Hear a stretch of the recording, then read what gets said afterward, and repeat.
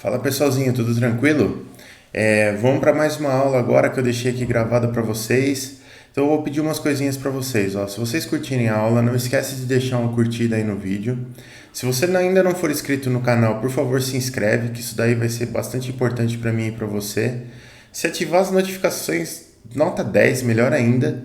Se curtir muito o vídeo, posta, manda para os seus amigos, compartilha com seus amigos.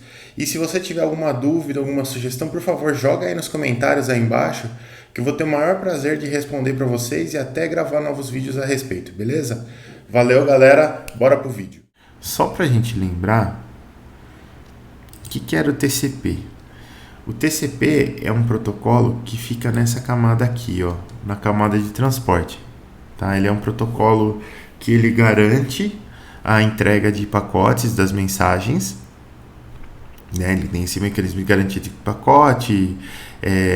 Se ele quebrar a mensagem, ele identifica as partes da mensagem para poder reorganizar depois. Ele faz busca de erro na mensagem também. E ele é um protocolo que conecta fim a fim, né? Não tem as partes intermediárias da conexão, não tem verificação. A verificação é de ponta a ponta direto. Beleza. Pra gente lembrar. Então essa era uma parte de transmissão lá dos dados, né? Como que a gente transmitia os dados. Aí tinha o cabeçalho todo, que tinha inclusive tinha o acknowledgement number, tinha os bits aqui, que tinha um bit importantíssimo, que era o ACK, né? Que ele junto com o acknowledgement number ia retornar uma mensagem de que o último pacote foi entregue, o pacote que tivesse no acknowledgement number -1 aqui teria sido entregue e tudo mais. Isso a gente viu lá passar. Aí a gente estava entrando, a gente viu controle de congestionamento, princípio de janela e tal. Aí a gente viu um pouquinho de UDP, que é parecido com o TCP, só que não tem nenhum tipo de controle, só vai direto, usado para fazer broadcasting e tudo mais. E a gente estava entrando no protocolo IP, né? Então, o que a gente... Vamos recapitular aqui do IP, para a gente refrescar a memória aqui. O IP ele era um protocolo desconectado e não confiável, não garante entrega de pacotes, né? Os pacotes podem chegar fora de ordem, podem chegar duplicados.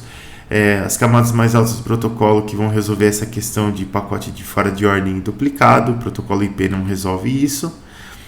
Ele é desconectado para minimizar a dependência de centros de computação com redes orientadas à conexão, que sejam hierárquicas, né? Mas ele é bom para algumas coisas. Ele é bom porque ele é rápido, ele consegue fazer alguns tipos de comunicação que o protocolo TCP não consegue, e ele faz o endereçamento muito bem, né? Então a gente estava vendo questão de endereçamento IP. O endereçamento ele é utilizado para identificar um dispositivo na internet. E aí cada dispositivo que tiver na internet, a ele é atribuído o endereço IP. Ele pode estar conectado a múltiplas redes e por isso deve ter um endereço IP para cada interface de rede. E o número de IP hoje, que é o IPv4 que a gente usa, é um número de 32 bits. Então são 4 octais de 8 bits, né? Se é octal de 8 bits. Então são 4 octais, que vão de 0 a 255 e são representados de maneira decimal, né? Então ele vai de 0 até 255 nas 4 posições, sendo que as duas primeiras posições vão representar a rede e as duas últimas posições vão representar o host, né? Então a gente tinha o NET ID e o Host ID aqui. E aí a gente viu lá que o número de rede administrado pelos 3 registros regionais de internet.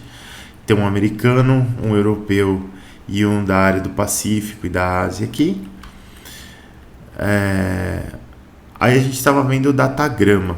A gente começou a entrar nessa questão de datagrama, logo a gente parou. O datagrama, o que é? Ele é um bloco de dados que vai ser enviado por um protocolo IP. Ele contém o IP do emissor e o IP do receptor, né? Então o IP é o endereço da máquina, né? Então eu tenho a máquina que envia e a máquina que emite.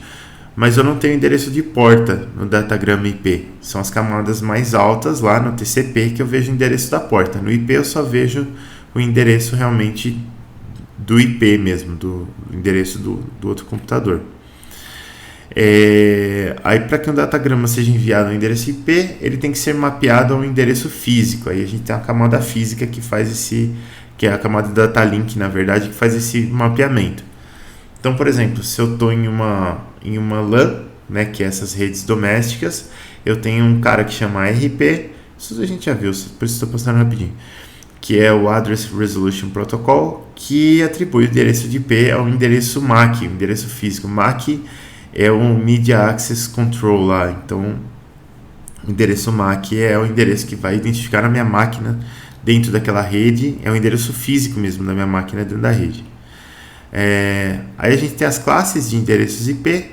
Então a gente tem a classe A, que é para um número extremamente grande de hosts, classe B, que é para um número menor de hosts, e classe C, que é para um número, na verdade está invertido, né? B é moderado, C é um número pequeno de hosts. Depois a gente tem a classe D, que é o multicasting, né? E a classe E, que ainda está para uso experimental. E aí a gente viu os tipos de conexão aqui. Então, uma conexão unicast é uma conexão onde eu vou mandar uma mensagem de um endereço IP para o outro, né? E esse aqui é o único que eu consigo usar com TCP, porque ela é uma conexão única e direta.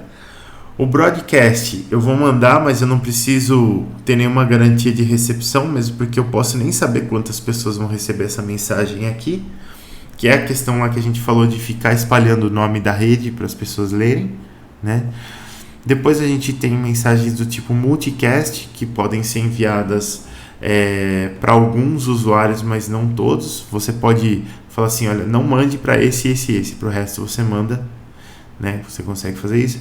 E tem o Ncast, que é quando você envia uma mensagem, qualquer um que receber está ótimo. Você também não precisa de confirmação. Então esses três tipos aqui, multicast, Ncast e broadcast, não precisam de confirmação de recepção. Por isso que você pode fazer com protocolo IP. Se eu tiver entrega de dados com TCP, eu só consigo fazer o unicast aqui, né? O envio de dados de um ponto para outro ponto. Aí a gente estava entrando no IPv4, né? O IPv4 ele ainda é o mais utilizado, né? São os 4 octetos de 32 bits lá, que dá mais ou menos 4.3 bilhões de endereços, que a gente já viu que é pouco. No IPv4, o tamanho dos datagramas é limitado, né? Então, se eu estiver utilizando uma Ethernet, a gente está falando de datagramas de até 1.500 bytes. Se eu estiver falando num protocolo X25, que é outro protocolo, aí IP também, aí a gente já limita isso aqui para 576 bytes, enfim, o número de bytes no datagrama IP é limitado, então você tem que ficar picando as mensagens para mandar. A cada datagrama é atribuído um cabeçalho IP. Cadê o cabeçalho? O cabeçalho está aqui. Então, antes de ir para o cabeçalho, não sei, não ficou muito legal essa ordem, depois eu preciso mexer nessa aula. Mas eu tenho uma comparação entre o IPv4 e o IPv6 aqui, né? Então, o IPv4 ele foi lançado em 81, o IPv6 em 89, né? No IPv4 você tem um número de endereço de 32 bits e no IPv6 um número de endereço de 128 bits, né? Então no IPv4 são 4 números decimais que vão de 0 a 256 e no IPv6 são 8 números que vão de 0000 até FFFF, né? Então você tem uma gama grande aí, 16 elevado a 4 por casa, posições por casa. Então aqui a gente tem uma notação de prefixo aqui, né, que aqui você tem o IP com a porta, isso aqui vai te dar o socket, né, que é IP mais porta, e aqui você tem o IPv6 mais porta, essa é a notação.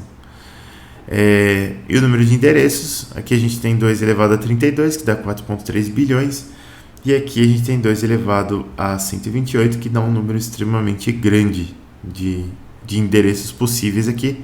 Provavelmente a gente não vai precisar passar da sexta geração do IP, pelo menos não por causa do número de endereços. Pode ser que a gente precise passar disso por outro motivo. Bom, o cabeçalho da mensagem IP, voltando para o datagrama. O cabeçalho IP, apesar de a mensagem IP não ser uma mensagem que precisa de controle de entrega, ele é um cabeçalho bem grandinho também. Então a gente começa com esse campo VER aqui. Ele tem 4 bits, né? O bit 0 até o bit 3. E esse VR ele vai indicar justamente a versão do protocolo IP que está sendo usada, né? Porque dependendo da versão, esse cabeçalho pode mudar um pouquinho. Depois a gente tem o IHL, que é o Internet Header Length, que é o tamanho do cabeçalho, né? São 4 bits aqui também, e ele vai indicar o tamanho do comprimento do cabeçalho IP. Se eu não me engano, isso aqui é um número em bytes, né, do tamanho do cabeçalho. Depois a gente tem o TOS, que é o Type of Service, um número de 8 bits, e ele implementa algumas coisas aqui. Ele implementa a minimização de delay e de custo monetário, né? Então, basicamente isso daqui ele atua no roteamento das mensagens, né? Ele faz a mensagem percorrer um caminho mais curto e mais rápido. Então, minimiza o delay, minimiza o custo, maximiza o throughput. Throughput é a taxa de dados, né? Ele melhora a taxa de dados e melhora a confiabilidade também, porque quanto menos conexões você fizer para chegar até no destino, mais confiável é o seu sinal, porque menor a chance de você derrubar um pacote no meio do caminho. Depois a gente tem esse campo aqui, Total Length. Total Length vai determinar o tamanho do datagrama em bytes, não o tamanho só do cabeçalho. Então o tamanho do datagrama como um todo é uma coisa que você precisa saber para você saber quando você terminou de ler. Depois tem o identificador aqui, né, que é um número de 16 bits, que é o número serial do datagrama. É mais ou menos um número de sequência, né? Só que o IP em si ele não reordena a mensagem, mas é mais ou menos um número de sequência do datagrama. Depois você tem alguns flags aqui. Você tem 3 bits de flags, e desses 3, 2 são bastante importantes. Um deles é o flag DF. DF é para Do Not Fragment, ou seja, essa mensagem que está nesse datagrama aqui, você não pode fragmentar essa mensagem, você tem que passar ela inteira, tá? Não sei quais os motivos de ter que passar uma mensagem inteira sem poder fragmentar, mas ok. E tem o MF, que é o More Fragments, quer dizer, uma mensagem foi fragmentada e ela será seguida por mais fragmentos, né? E aí o último fragmento dessa mensagem fragmentada, ela possui esse flag More Fragments igual a 0. Então você sabe que você terminou a mensagem fragmentada quando você recebeu uma mensagem daquela série com o MF igual a 0. Esse Fragment Offset aqui é um número de 13 bits e ele diz qual é a posição desse datagrama em um datagrama original maior. Então, se a mensagem foi fragmentada, ele fala para você qual que é a posição desse pedaço de mensagem em uma mensagem maior. Depois tem o Time to Live. Isso aqui é importante. Esse Time to Live aqui é um tempo que um datagrama que não pôde ser entregue tem para ser destruído. Então, o protocolo IP, lembra, ele não tem verificação de entrega de pacote, né? Então, ele simplesmente vai mandar os pacotes, vai ficar mandando. E às vezes você mandou um pacote para o seu protocolo IP, só que ele não pode enviar esse pacote porque a rede está ocupada ou porque está acontecendo alguma coisa que ele não pode enviar mais pacotes, ele tem que aguardar. Esse pacote ele vai dar um timeout, ele não vai ficar para sempre lá, porque ele pode congestionar a sua saída de dados do seu host, né? Então ele tem um tempo que ele pode ficar lá. Se ele ficar lá todo esse tempo e não for enviado, o envio simplesmente é cancelado, ele não é enviado. Depois tem o número de protocolo, que é um número de 8 bits também, E esse número ele vai indicar qual que é o protocolo de alto nível presente no cabeçalho dos dados contidos no datagrama. Porque se você lembrar lá, tem vários protocolos que podem estar naquela camada do protocolo IP, né? E aí você precisa escolher o protocolo correto aqui. Depois tem o checksum, né? Que o checksum ele faz o controle de erros do seu cabeçalho, né? Tem uma funçãozinha lá que você vai passar, ele vai fazer o controle de erros, tem que bater com o checksum. Source e Destination Address, que nada mais são do que o IP de quem enviou e o IP de quem vai receber, né? Então tenho dois IPs aqui do emissor e do receptor. E depois tem essa parte de options e padding aqui, que vai depender muito da mensagem que você vai mandar. Essas partes variam bastante. Aí, bom, a gente já falou de TCP, a gente já falou de IP, e parece que as coisas estão meio desconexas, né? Parece que o TCP serve para uma coisa e o IP serve para outra. Mas, na verdade, essa que é a conexão dessa aula aqui. Sem trocadilhos. Mas a conexão dessa aula é que para você enviar alguma coisa para a internet, você usa os dois protocolos simultaneamente. Você usa o TCP e você usa o IP. Né? Então lembra, aqui que eu estava falando para você que na camada de rede você tem vários protocolos junto com o IP aqui. E aí você tem que escolher lá no protocolo o que você está usando aqui. Mas você tem as várias camadas aqui do seu TCP/IP. E imagina, eu vou acessar uma página na internet, né? Então eu estou aqui na camada de aplicação, vou usar um protocolo HTTP, vou acessar uma página. Aí eu estou acessando a página e tal, para acessar essa página eu vou mandar uma mensagem através do protocolo TCP. Esse TCP ele vai mandar uma mensagem através do protocolo IP para a parte física, né? Você vai para data link físico aqui. E aí você conecta lá, faz a conexão física com outro computador, manda uma mensagem IP. Dentro dessa mensagem IP, o que tem? Tem uma mensagem TCP.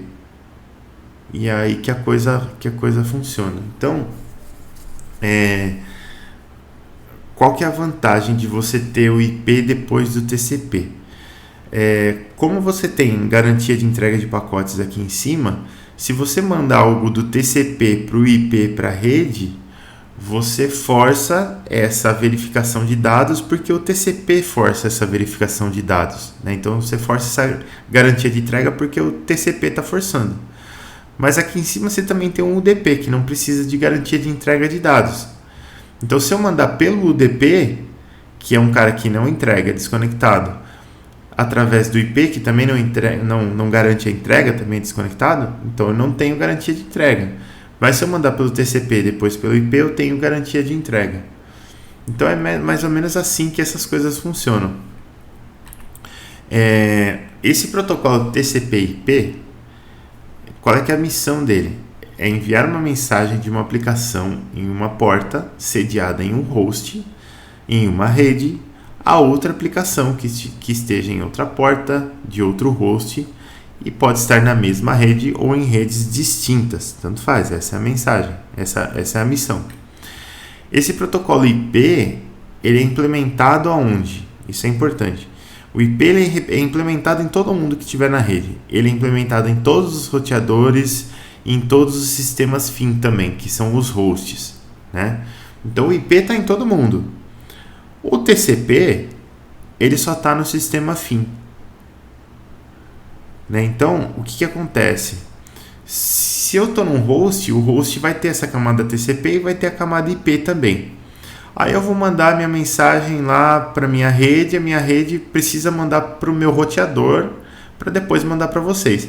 O meu roteador ele não tem a camada TCP, ele só tem a camada IP. Então ele vai pegar uma mensagem via protocolo IP, que ele não faz a mínima ideia do que tem lá dentro e para ele também não interessa.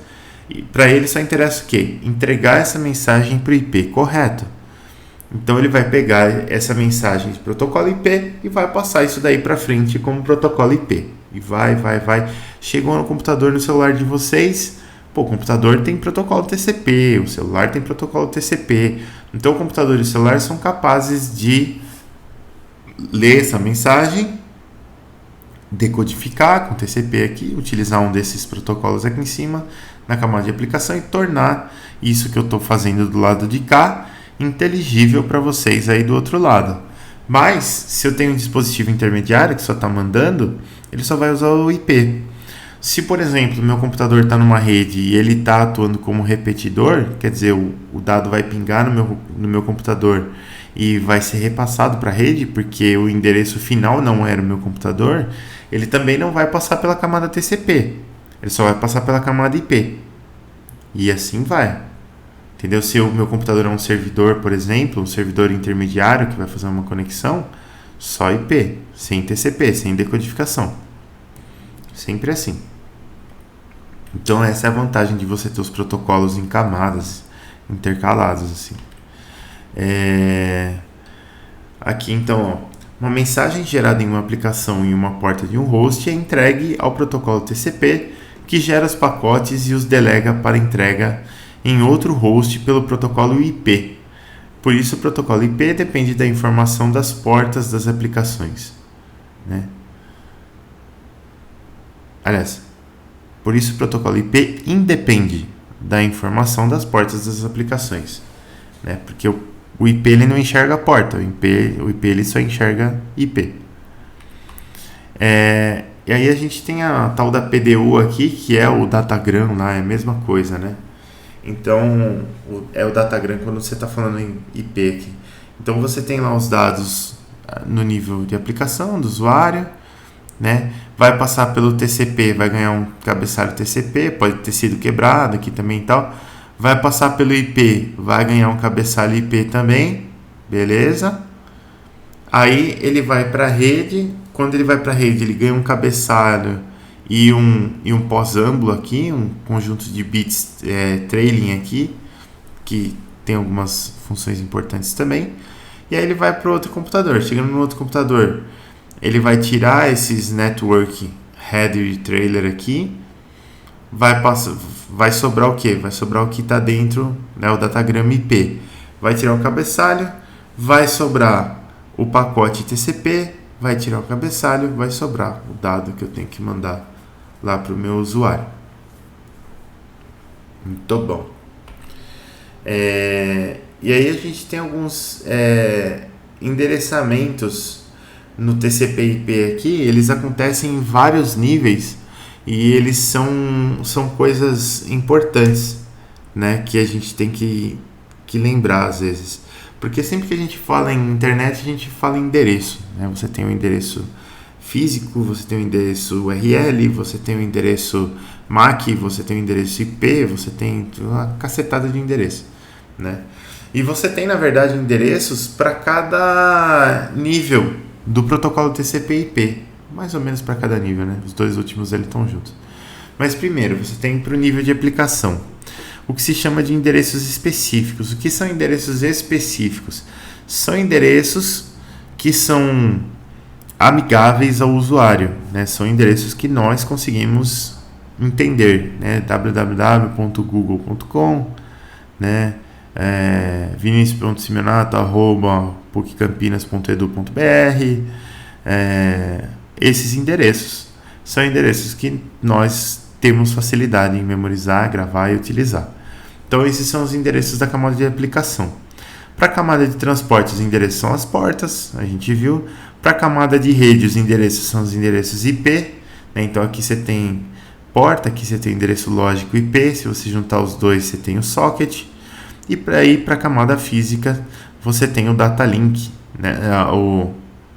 Para a camada data link, para a camada física, você tem aqueles endereços LLC, você tem o endereço o Media Access Control, você tem esses endereços físicos mesmo que você vai utilizar para encontrar os dispositivos fisicamente na sua rede.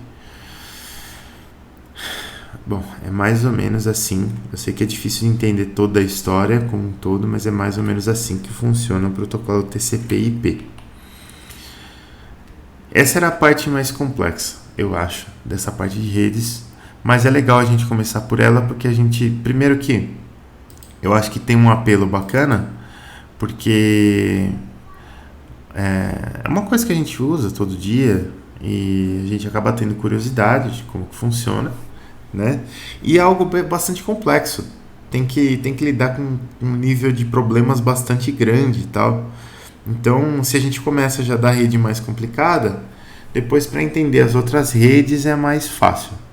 Então, vamos começar com essa parte aqui agora, que são redes em processo de automação. E hoje, se der tempo, a gente vai falar um pouquinho de Field Bus também. Então, o que acontece? A gente já conhece lá os principais modelos de rede e tudo mais, e a gente já pode estudar melhor as redes utilizadas em processos industriais agora. O que acontece com redes de processos industriais? Elas têm umas necessidades diferentes das redes de troca de comunicação, né? Algumas mais, outras menos, mas elas têm necessidades diferentes. Quais que são essas necessidades? Eu tenho que ter, por exemplo, segurança, né? Segurança do sentido de não ter interferência nos dados e tudo mais. Eu tenho que ter alta velocidade, dependendo da aplicação, dependendo do processo que eu estou monitorando. Eu tenho que ter garantia de entrega de pacotes. Eu não posso... Imagina que eu estou monitorando a posição de um drone lá e me caem uns pacotes no meio, eu perco o drone, porque ele saiu voando. E saiu fora da área de controle, não consigo mais voltar com o meu drone. Não pode acontecer isso, né? E nem todos os requisitos vão poder ser atendidos ao mesmo tempo. Alguns protocolos aqui de redes de automação, eles são otimizados para velocidade, por exemplo, e outros são otimizados para segurança, para garantia de entrega, verificação de erro. Vai tudo do que a sua rede precisa mais, né? E aí você tem um protocolo que é mais específico para isso. Se você tem um protocolo, por exemplo, igual o TCP/IP, que coloca um monte de cabeçalho, um monte de coisa no seu dado, acaba ficando algo pesado, né? Fica algo difícil de você garantir velocidade, porque você tem que mandar um monte de cabeçalho junto com um monte de dado, fica difícil, né? Então a gente vai ver agora um pouquinho de uma maneira um pouco geral, primeiro, como que essas tecnologias podem ser utilizadas nos processos de automação. Então vamos lá, vamos falar um pouquinho de rede I/O Bus. O que são redes I/O Bus? Ela é uma rede de entradas e saídas, né? O importante é você saber isso. É uma rede que ela lida com entradas e saídas. Então, leitura de valores de sensores, né? E envio de dados para atuação em atuadores. Isso são entradas e saídas. Beleza. E alguns sinaizinhos básicos que você queira mandar também. Mas sinal básico que eu digo é tipo sinal binário mesmo. Então, liga aqui, desliga ali, coisa bem básica. Isso é uma rede I/O Bus, ela vai servir para isso. Então, ela é uma rede de entradas e saídas, uma rede I/O, e ela tem entradas e saídas de topologia Bus. Bus, para quem não lembra, é esse negócio que tem uma dorsal e dessa dorsal saem as ramificações aqui. Cada ramificação vai para uma aplicação específica. Nessas redes I/O Bus, a gente envia e recebe dados e informações dos dispositivos. Então você tem estado on-off, condição de uma máquina. Desculpa, engasguei com a minha própria saliva aqui. Então a gente tem informações desse tipo. Nessa figura aqui, onde que estão as redes I/O? Elas estão aqui, ó. Eu tenho duas redes Remote I/O aqui, né, que elas estão conectadas direto com os dispositivos aqui. Então eu tenho só esses branchzinhos aqui para esses Remote I/O. Isso aqui é um tipo de automação que se faz, que a gente vai ver depois. Depois a gente tem as redes Process Bus e Device Bus, né? Device Bus ela vai lidar com sinais digitais pequenos, Process Bus sinais digitais grandes que vêm de sinais analógicos, de sensores analógicos, né? E aqui a gente não tem nenhum tipo de conexão para a rede I/O. Aqui a gente tem as entradas e saídas conectadas diretamente no CLP. Não vou dizer que não se usa mais isso, né? Você pode utilizar, Mas normalmente as CLPs hoje, elas são divididas, né? A CLP não é mais uma coisa só. Ela tem um módulo de I/O e esse módulo de I/O ele fica no ponto de aplicação. E a CLP, a parte do controlador da CLP e tudo mais, fica longe. Por quê? Porque você pode ter uma área de alto risco, né? Você pode ter uma área ali que tem produtos inflamáveis, tal, pode sofrer danos e não sei o que. Você não quer manter a sua CLP ali, porque se ela sofrer uma falha, porque é uma área quente, sei lá, por exemplo, você vai matar um processo. Então você deixa só a parte de I/O realmente lá e você deixa ela longe da CLP. A CLP fica numa outra sala de controle protegida. Você consegue fazer isso de várias formas. Ou, se não for necessário, você pode ter uma CLP que tem a parte de I/O, que fica tudo lá juntinho, bonitinho. O que é um Device Bus, pessoal? O Device Bus ele é um tipo de rede I/O, né, que ele trabalha com informações de baixo nível, né, de sensores discretos digitais. O que são informações de baixo nível? Lembra aqueles negocinhos que a gente fazia lá no Graph7, na CLP, que era, sensor de fim de curso deu sinal. Então, cara, é 1 bit. Mandou 1 bit. Sensor de proximidade deu sinal. 1 bit. Coisas pequenas, baixo nível, sensores digitais, né? Então, você tem uma pequena quantidade de dados por vez. E essas redes Device Bus, por causa dessa pequena quantidade de dados que é enviada por vez, elas são muito velozes, né? Isso aqui é excelente para você controlar processo, porque você às vezes precisa de velocidade mesmo. Depois você tem as redes Process Bus. Essas redes aqui, elas tratam de informações de mais alto nível, né? Informações, por exemplo, que vêm de sensores analógicos. Você vai lidar com uma quantidade de dados maior, discretização maior, tudo mais. E as redes Process Bus, elas são mais lentas do que as Device Bus, mas também são necessárias porque em uma determinada hora você vai precisar mandar bastante dado. Não vai dar para só mandar 1 bit lá e querer resolver o problema. Aí a gente tem um esquemazinho aqui dessas I/O Bus aqui. Então, divididas em Device Bus e Process Bus. A Device Bus vai lidar com sistemas discretos, e esses sistemas discretos aqui você pode ter 2 tipos. Você pode ter um tipo de rede que é bit-wide, que ela tem uma largura de banda bem pequenininha mesmo, que vai mandar coisas de até 1 byte no máximo. E você tem a byte-wide, que vai mandar dados de até, acho que uns 100 bytes mais ou menos, se eu não me engano. Mas são coisas pequenas aqui, ainda são coisas bem pequenas. Depois você tem a Process Bus. A Process Bus ela vai lidar com sinônimos, com sensores analógicos, e você vai ter muitas centenas de bytes aqui sendo mandados ao mesmo tempo, porque você está lidando com uma informação de processo que precisa ter uma determinada discretização, uma determinada precisão e tudo mais. Então, são dados maiores. E nessas redes de processo aqui, você consegue fazer várias coisas, né? Você tem sensores inteligentes. Então, o sensor ele consegue fazer autodiagnose, você consegue fazer calibração do sensor em loco, você consegue fazer bastante coisa nessa Process Bus aqui. Que é a Field Bus, ela é uma rede de processo, que a gente vai ver. Se a minha rede ficar ruim, vocês avisam. Estou recebendo uns sinais de má qualidade de rede aqui. Beleza.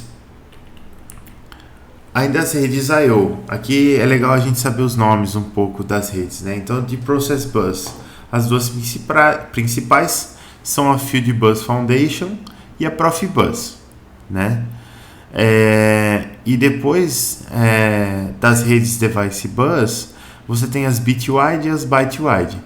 As bit-wide mais conhecidas, Interbus Loop, Seriplex e ASI. E as byte-wide, você tem a Interbus S e a CAN bus. A CAN bus ela é dividida em SDS e Device Net.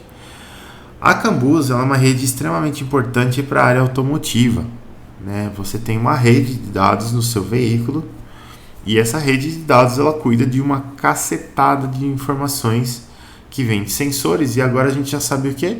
Que essa rede CAN-bus, né, que a gente chama de CAN-bus, é CAN-bus, né, ela é uma rede byte-wide e ela é uma device bus. Então ela lida com dados digitais que vêm de sensores digitais e que são poucos bits. Mas, por exemplo, em rede CAN, você consegue medir velocidade de veículo, você consegue medir rotação do motor do veículo, então você consegue medir uns dados legais assim, e você consegue medir online, né? Mede mais rápido do que mostra no seu painel, inclusive, a menos que o seu painel seja digital. Então é importante, a rede CAN é importante, tem muita coisa que dá para tirar da rede CAN, muita mesmo. Das redes I/O, né, dessas redes I/O bus aqui, quais que são as vantagens? A primeira vantagem é que a transmissão ela é toda digital. Por mais que a rede, a Process Bus aqui, por mais que ela lide com sensores analógicos, o dado já é enviado de maneira digital, tá? Ele não é enviado analógico. Então você tem a transmissão digital, que ela tem menor interferência eletromagnética e ela é fácil de recuperar erros em sinais, né? É muito mais fácil. É muito mais fácil você recuperar erros em sinais digitais do que em sinais analógicos. Sinais analógicos meio que você não tem como, mas em sinais digitais você tem.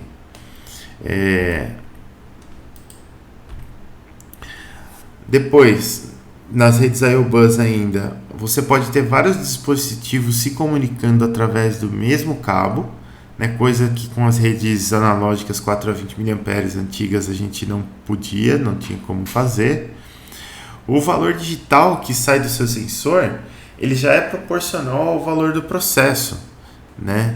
Então, o que vai acontecer? O que é isso aí? Ele é ser proporcional ao valor do processo. Imagina que você está medindo, eu vou medir a pressão em um reator, certo? Então, tem um sensor de pressão lá, ele tem uma determinada calibração de tantos milivolts por bar, ele mede de 0 até 500 bar, e a saída dele, e a saída dele vai ser de 0 a 10 volts, né? Então você vai ter que converter isso daí, vai sair, sei lá, 6 volts, esses 6 volts vão me dar tantos bars de pressão, e eu vou ter que fazer essa conversão. Às vezes o sensor, ele não é um sensor linear, então eu vou ter que consultar uma curva lá, ou eu vou ter que fazer uma linearização para pegar o valor dessa variável de processo direitinho, a partir dessa tensão que eu medi. É um processo mais complicado. Agora, essa conversão toda, ela já acontece nas redes I/O Bus, ela acontece dentro do sensor, o sensor é inteligente. Então o sensor ele já vai mandar o dado que é o valor ou ele é proporcional, dependendo da quantidade de bits que você vai usar, ou ele já é o valor de fato da pressão lá do sensor. Então você não tem conversão a DDA, perda de sinal, erro de quantização, você não tem nada disso. É o sensor que já faz ali no lugar. A vantagem de você fazer isso em loco é que você tem menos erro, né, menos ruído elétrico ali, então você tem menos erro mesmo no seu sinal, e ele já manda o sinal digital direto, é bem melhor. A redução da quantidade de cabos e a facilidade da expansão da rede. Por quê? Porque ela é uma rede bus, né? Se ela é uma rede bus, eu vou ter uma dorsal só e eu vou pendurando todo mundo na dorsal. É muito mais fácil do que eu ter que conectar cada dispositivo ao hub separadamente, passar um monte de cabo, um cabo para cada dispositivo. Aí é um cabão só, você só tira as ramificações para cada dispositivo. A gente tem também a facilidade de identificação de falhas, né, porque a rede ela tem uma visibilidade muito maior entre os componentes, e o downtime reduzido. Downtime é um conceito importantão, pessoal. O que é downtime? Downtime é o famoso tempo de máquina parada, né, que é tudo que você não quer. Então, se você der uma zica lá na sua produção, a máquina parada ela vai te dar um custo muito alto, um custo de não estar produzindo o produto. né? Você perde produção, então você perde dinheiro, basicamente. Então ninguém quer máquina parada. Então se der uma falha, como essa rede ela é fácil de identificar falha, também é fácil de resolver as falhas, né? Isolar, resolver, e o seu downtime é reduzido. Isso é bem bacana. Vou falar um pouquinho de Field Bus agora. A Field Bus ela é uma rede I/O do tipo Process Bus, né? E ela é uma rede digital, bidirecional, multidrop. O que é multidrop? Eu posso conectar vários dispositivos entre si. E ela é uma rede multidrop entre dispositivos de campo inteligentes. O que é um dispositivo de campo inteligente? Dispositivo de campo inteligente é um sensor, ou um atuador, ou um controlador, qualquer coisa assim, que possui pelo menos esses 4 componentes aqui. Ó. Ele tem uma fonte de potência, né, para ele funcionar, uma fonte de alimentação aqui. Ele tem um microcontrolador que faz conexão com a rede também. Eu tenho um adaptador de rede aqui. E eu tenho o circuito do sensor propriamente dito. Então o sensor vai medir aqui, esse circuito vai transformar aquilo que eu li com o sensor, aquela tensão, aquela carga, aquela corrente, qualquer coisa que eu tenha lido com o sensor, ser transformado em um dado digital para eu poder mandar aqui para minha rede, né? Então esse circuito do sensor faz isso, né? E aí a gente vai aqui para a rede I/O Bus que está aqui. No caso, agora a gente está falando da Field Bus. A Field Bus ela vai substituir redes de controle centralizadas por redes de controle distribuídas.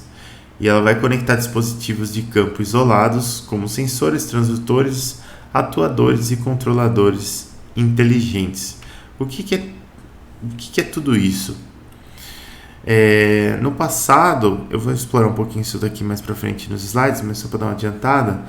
No passado, os sistemas de controle eram centralizados, né? Você tinha um ou poucos computadores controlando todo o sistema.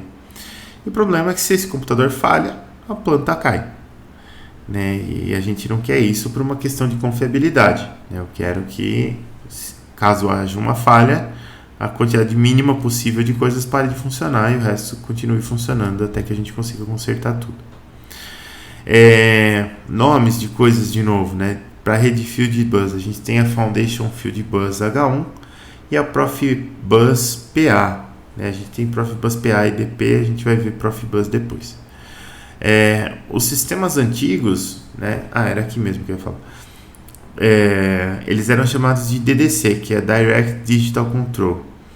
Então você tinha um controle direto digital centralizado, né? Então eles mantinham os controles dos processos centralizados em um computador. Então, se esse computador falhasse, a planta toda entraria em colapso.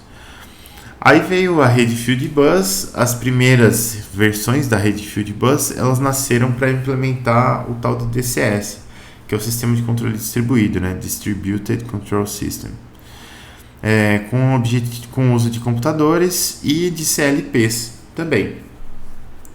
Então as falhas, se tivesse uma falha em um computador ou um CLP, essas falhas elas afetariam apenas os dispositivos controlados por eles, né? Então se falhou uma CLP, não cai a fábrica inteira, cai só aquilo que está pendurado naquela CLP.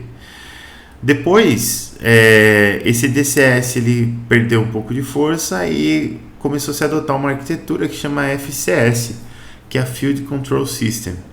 Nessa arquitetura você tem 2 níveis de rede. Você tem a Field Level, né, Network, que é a rede a nível de campo, e você tem a Host Level Network, que é a rede a nível dos hosts, que está mais para cima.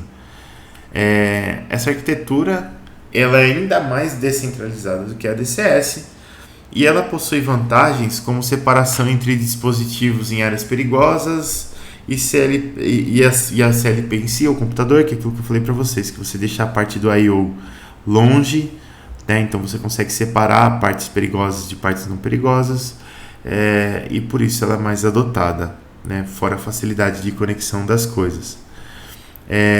Aí a gente tem também alguns tipos de Field Bus aqui, né?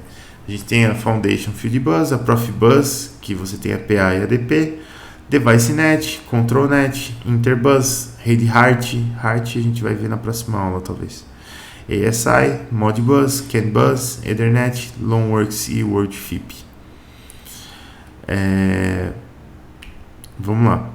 Então, aqueles dois níveis que eu estava falando para vocês, nível de rede e rede nível host e rede nível campo, são esses níveis aqui, ó, né? Então, aqui em cima eu tenho a rede nível host, né, que eu vou ter os computadores aqui da parte empresarial, computadores da parte de controle que vão estar aqui. Eles estão conectados a um roteador, esse roteador liga também eles a esses linking devices aqui. Esses linking devices aqui vão fazer a conexão entre a rede host e a rede field, né? A rede field é onde ocorre a comunicação entre os dispositivos aqui e os linking devices aqui, né? Então, essa rede aqui de baixo, ela tem requisitos diferentes da rede de cima. Essa rede de baixo, ela precisa de segurança, velocidade e tudo mais, enquanto na rede de cima a questão já é mais no sentido de garantia de entrega de pacotes, velocidade também, mas não é tão crítico. Então, ela é diferente, funciona bem. Aí você tem algumas coisas aqui. Por exemplo, aqui do lado esquerdo você tem a rede 4 a 20 mA convencional e aqui você tem a Field Bus, né? Qual que é a diferença? Na 4 a 20 mA você tinha primeiro a comunicação só do sensor para o I/O aqui para o controlador. Isso aqui normalmente era CLP que estava num local só, né?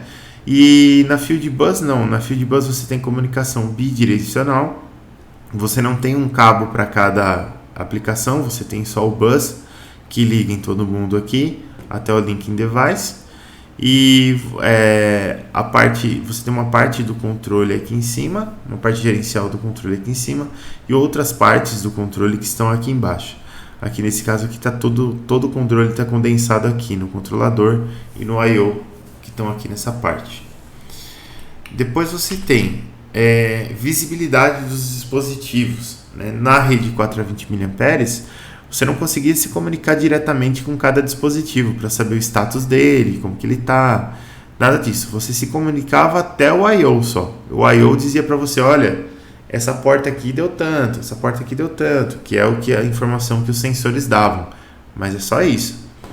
Na rede Field Bus, você consegue se comunicar direto com um sensor. Você consegue dizer se aquele sensor está legal, qual o status dele, se ele está ligado, se ele está desligado, se ele está medindo, se ele não está medindo, se ele está com algum sinal de overload, enfim, você consegue dizer o que está acontecendo com esse sensor aí.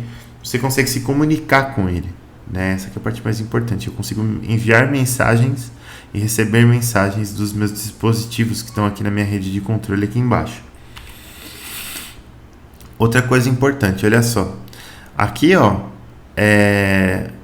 você tinha uma CLP. Isso daqui, ó, era uma CLP, era uma coisa só. Então você tem o controlador PID, que ficava na CLP, e você tinha a parte de I/O da CLP aqui, né? I/O é I/O assim, não é I/O assim, tá? Isso aqui é português. Esse I/O aqui é Analog Input, Analog Output, né? Então, quando eu falo em I/O, é só entradas e saídas. AI/O é entradas analógicas e saídas analógicas. Então, você tinha aqui sinais analógicos que chegavam na parte de I/O da própria CLP, e aí isso daqui era convertido, eram entradas analógicas, isso aqui era convertido em sinal digital, passava pelo controlador, calculava o esforço de controle, voltava para a saída analógica aqui, saía uma saída analógica da CLP para o meu atuador aqui. Agora não tenho mais isso, né? Agora, tanto o controlador quanto as entradas e saídas analógicas ficam todas aqui no nível dos próprios dispositivos, né? Eu não preciso mais fazer o controle via controlador lá no meu PID. Eu consigo fazer esse controle já no próprio dispositivo. O dispositivo tem um controlador. Eu consigo ler dados analógicos no dispositivo. O próprio dispositivo já vai transformar esse dado em digital para mim e fazer a conversão AD. Aí eu vou, por exemplo, eu preciso fazer uma atuação. Então eu vou mandar um sinal de atuação aqui para o dispositivo.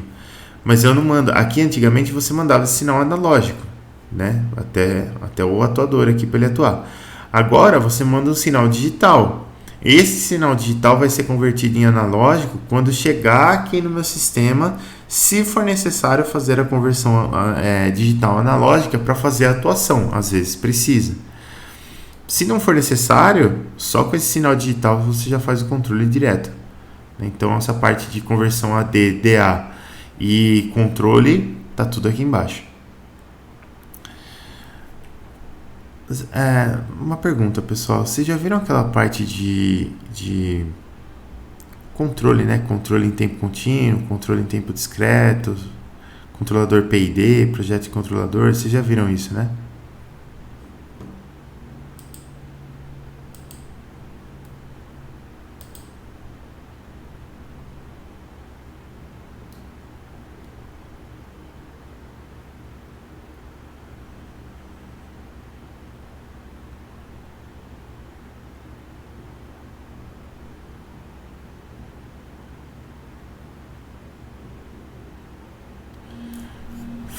Fala aí, Gustavo.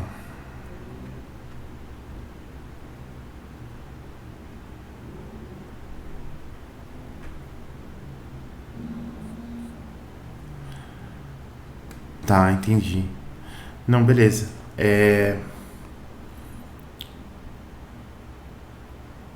Eu não tô lembrando nem se eu falei. Eu passei pra vocês aquele.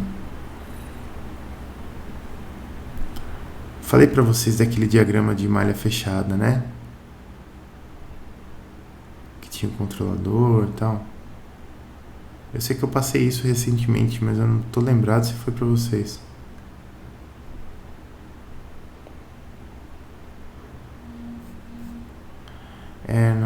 Não é só microcontrolador. A gente usa microcontrolador também, mas não é só.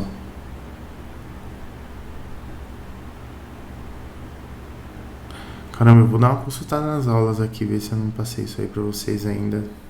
Talvez eu passe. Pra vocês não ficarem muito perdidos, porque tem uma parte aqui, na verdade é um detalhe, né?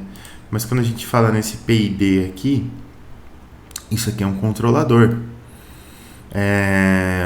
E esse controlador, depois eu vou explicar pra vocês. É bom saber porque eu já pego um ganchinho de uma próxima aula para explicar isso pra vocês. Um controlador, ele vai pegar um sistema e basicamente ele vai controlar o sistema, né? Vai fazer o sistema fazer aquilo que você quer que ele faça, né? Dada uma entrada, você faz o sistema agir da forma como você quer que ele haja. Depois eu mostro isso daí melhor para vocês, mas só para vocês saberem, essa parte de PID aqui, ela é uma parte desse tipo de controle que eu estava falando. Esse controle, ele funciona assim. Por exemplo, eu tenho um boiler e eu tenho que controlar a temperatura desse boiler. Então, como é que eu controlo a temperatura? Eu vou ler a temperatura através de um sensor e eu vou isso, em modelagem de sistemas. É isso mesmo. E eu quero controlar a temperatura desse boiler, eu vou controlar isso passando uma quantidade de corrente pelo meu resistor. Pode crer. É bom valer mesmo. Então, como é que eu controlo essa temperatura, né? Eu tenho por exemplo, se eu quero deixar a água desse boiler a 70 graus. Se essa água tiver a 0 graus, eu vou ter que passar uma puta corrente nesse resistor para ela chegar a 70 graus. Mas se essa água já tiver a 65 graus, eu vou ter que passar uma corrente pequenininha para chegar até 70. Então, o controlador, ele faz esse meio de campo, sabe? De ler a temperatura e meio que calcular uma corrente que você vai ter que jogar lá para fazer esse controle, para manter essa temperatura tal qual você deseja. O controlador, ele faz isso. Tá? Só para vocês saberem o que é um controle, mais ou menos assim. É você ler uma saída que você deseja, calcular o erro dessa saída com relação àquilo que você realmente queria e com base nesse erro calcular o que você precisa colocar de entrada lá para zerar esse erro, para você chegar onde você queria. Voltando aqui para a nossa rede Fieldbus, outra coisa interessante são as barreiras de segurança, né? Então, quando você tinha que colocar uma barreira de segurança na sua planta, por exemplo, eu tenho uma parte lá da minha planta que é suscetível a incêndios. Então, se rolar um incêndio, eu tenho que fechar umas válvulas aqui, ligar uns sprinklers, fazer uns negócios. Então, quando eu tinha a minha rede antiga, 420 mA, eu tinha que implementar uma barreira de segurança dessa para cada dispositivo que estava na rede. E agora eu não preciso mais, né? Com a minha rede Fieldbus, como eu comunico todo mundo pelo bus aqui, eu consigo implementar uma barreira de segurança só, que já vai se comunicar com todo mundo. Muito mais fácil, muito mais simples de fazer. Só para vocês terem uma ideia, os protocolos que rolam nessa rede Fieldbus aqui. De aplicação, DHCP, Dynamic Host Configuration Protocol, é o cara que dá o IP para a galera lá. SNTP e SNMP, que são protocolos que a gente também usa na rede TCP/IP. Depois tem essas duas camadas aqui de apresentação e sessão, que não são importantes para Fieldbus, porque ela já é mais parecida com uma TCP/IP, tanto que, olha, na camada de transporte você tem protocolo TCP e UDP, na camada de rede você tem protocolo IP, então quer dizer, daqui até aqui é uma TCP/IP quase. E aí na parte de data link aqui que muda um pouquinho, porque você tem, se for essas I3E 802.2 e 802.3, você tem comunicações mais parecidas com TCP/IP mesmo. Mas normalmente, olha aqui, você tem a Profibus PA aqui dentro, tem a Master Slave EC também, que não são coisas que a gente usa com internet. E na camada física você tem essa conexão RS485 aqui, que ela é comunzona. Bastante gente usa essa conexão aqui. Justamente essa conexão é feita para ligar a parte de I/O na parte da CLP. É feita com essa RS485 aqui. Ou com essa IEC 61158.2 aqui. Também é feita. Mas então você vê, os protocolos que estão rolando aqui dentro da Fieldbus, eles são parecidos com os protocolos da TCP/IP. Por isso que a gente vê a TCP/IP primeiro, acaba fazendo sentido. Depois, na camada física mesmo, nessa camada aqui embaixo, tem alguns tipos de implementação que você pode fazer. Essa RS232 é bem famosa também, a RS485 é bem famosa, a EC 6158 também é bem famosa. Essas todas aqui eu acho que elas são bastante usadas, né? E aí você tem algumas questões aqui. Então, por exemplo, a RS232 ela se conecta a velocidade de 19.2K. A RS422 é 10 MB, a RS425 é 10 MB, a 100 base TX aqui é 100 MB por segundo. Inclusive essa daqui é interessante porque ela se conecta com o RJ45. O RJ45, para quem não sabe, é o famosíssimo cabo de rede. É aquele cabão que tem aquela ponta quadrada assim, 8 cabos que você conecta no seu computador. Essa daqui é a 100 base TX aqui. Então tem várias coisas aqui. Você vê o modo de comunicação. Algumas são duplex, outras são semi-duplex. A topologia também muda um pouquinho. Você tem duas redes estrela aqui, tem outras redes tipo bus, né? São padrões aqui que você pode usar para Fieldbus. A Fieldbus ela nasceu como uma rede bus, mas agora tem topologias das mais diversas aí.